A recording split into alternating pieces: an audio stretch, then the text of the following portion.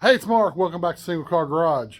It's probably been a week before since we've downloaded a video, or actually, I guess I downloaded one Sunday about the car show that I went to up in Somerset. So last week we did a lot of farm work, fencing, and stuff that needed to be done on the farm. And today I'm back in the shop for a few hours. I have this pile of parts for the 68 pickup truck, and I need to get them installed. So I need to go through them, see what I got, and see if I need anything else to finish the job. There's our new spindles. I need to get them cleaned down and paint it with chassis black. There are our pistons, our calipers, and there's all the front end parts. Tie rod ends, ball joints, the whole 9 yards. There's all the parts to do the rear. Nuts, bolts, lines, disc, everything ready to go. And there's the rest of the parts to do the front. Hey, I'm back with you. Well, we got all the parts for the 68. The unfortunate part for the customer is we've already done the work once. When he bought me the truck, he wanted the stock suspension under it. So I went through and put new ball joints, all new bushings in the front end, got everything on. And we found out that the parts come from a different truck. This truck was not originally disc brake truck in the front. And we ordered 2 or 3 different kits of tie rod ends and center links, and we came up with nothing that worked correctly. I did get, out of the 2 kits, I was able to make something that was going to work, but he decided that he wanted to go disc brakes all the way around, and he put drop spindles on it and a few other upgrades he wanted to do. Like I said, the unfortunate part, I'm going to give him a break on this, but the ball joints basically are $200 a piece to install. The rest of the bushings and all that other stuff, I'm probably going to let go. All the painting, cleaning, and all that. But then come back, and it's going to be probably somewhere around $500 just looking at what I got to do. I've got to reinstall all the brakes.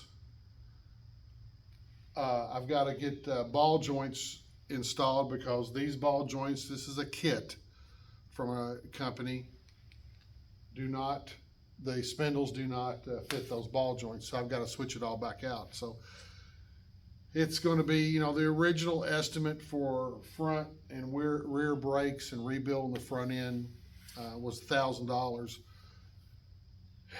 Probably, he's going to be somewhere around $1,200 or $1,300. Like I said, I'm not going to charge him for all the hours that I have into this front end because give him a little bit of a break. The best I can say. This is his first project, and I should have been up front and said, hey, make sure you've got all the pieces that you want. And I should have talked through the build. I think he just wanted to get it painted. And, we've got it primered and about ready to start shooting some paint on it. So it's time to start buttoning up everything so it can drive. So we've got all this to put on. Probably try to have it done by the weekend. Work on it a couple hours today, a couple hours tomorrow, probably a couple hours Thursday. So we'll see how that goes. I've got I downloaded a Somerset, Kentucky car show cruise. Some really good looking cars there. A lot of nice originals. There was a super nice '69 Camaro that looked like it might even had the original paint on it. Was beautiful. So hope you all had a chance to look at that. That's got a lot of good looking cars. And that's about it as far as we got going on. I got some of the cars out and drove them this weekend to get some miles on them before winter because it's about time to mothball them. But we're trying to get all the parts in for the Le Mans so we can get it completed by February. So we're still waiting on dew wipes for the doors, and that's what's holding us up on putting all the interior in and everything, because we'd like to get all the glass and everything in it, but I really need the dew wipes. So we've got that to be doing.